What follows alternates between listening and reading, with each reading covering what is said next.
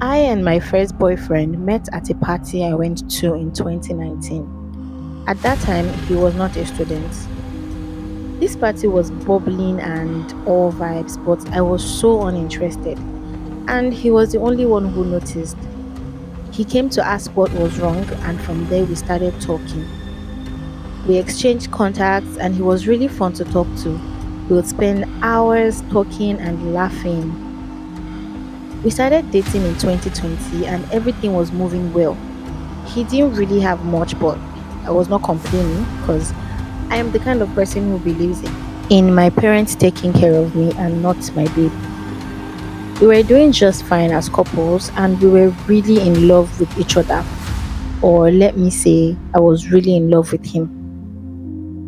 In 2020, during the ASO strike, I started noticing some weird things in him. He started complaining about so many things, about him not having enough money to take care of me and buy me expensive stuff. He started talking about how I did not deserve him and all. I told him I was not complaining, and he wasn't ready to agree with me. He started keeping his distance, not giving me attention anymore. It was like he wanted me to leave, but I did not want to because I really loved him.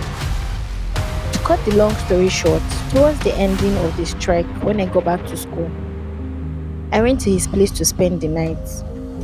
We were in the room gisting as usual, and he had to rush to the toilet without his phone.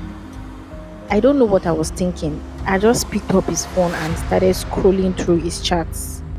Fortunately, he still used his previous password. I saw so many chats with different girls. I was really heartbroken, but that was not even what got me. I noticed a particular chat with his male best friend and I opened it. I was shocked by what I saw.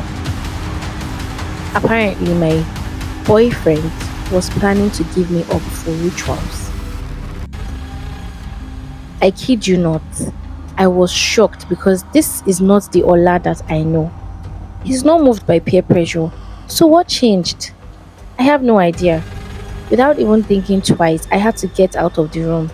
I made sure he didn't suspect anything. He knows my house, he can come anytime. So, I left my place for one of my friend's place. I stayed there for several days. He later called and we got into a quarrel that I left without telling him. I gave him some silly excuses and he came to my house. He didn't meet me at home. When I stopped picking his calls, he sent a lot of texts, typed a lot of stories on how he missed me, a lot of sweet texts, but I didn't want to fall for him. I missed him though, but no, it's not me you use for money rituals. By the time I felt like I was disturbing my friend with my presence, I summoned the courage to tell my mom about the whole thing. Unfortunately, it was not as bad as I thought it would be. Just some little talks here and there, and then she gave me a solution. She connected me to one relative that stays in the same state so I can be well monitored. I would not lie, I missed him a lot, but staying alive was my priority. I beg. I can't die for no man.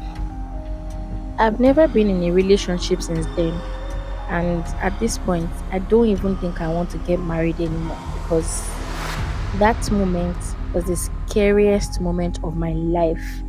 And also, he has no idea of what I saw on his phone till today.